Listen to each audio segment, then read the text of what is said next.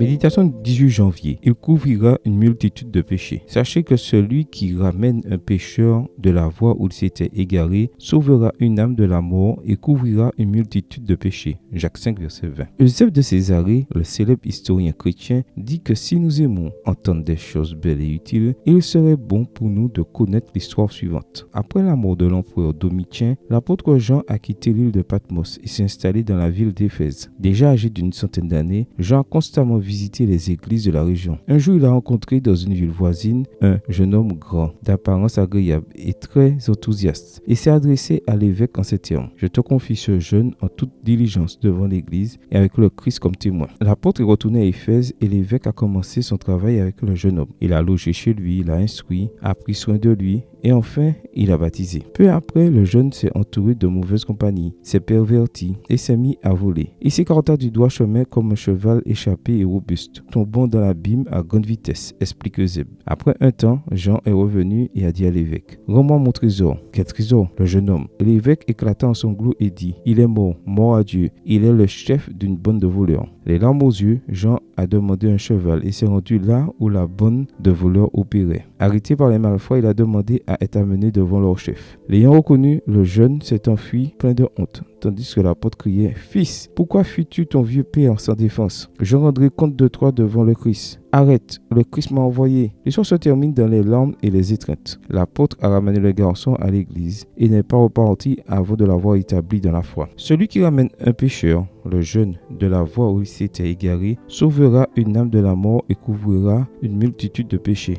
Jacques 5, verset 20. Nous devrions suivre l'exemple de Jean. Notre travail n'est pas d'attaquer, de juger ou de condamner le pécheur qui s'est égaré, mais de sauver son âme de la mort. Amen. Bonne journée à vous et que le Seigneur vous bénisse.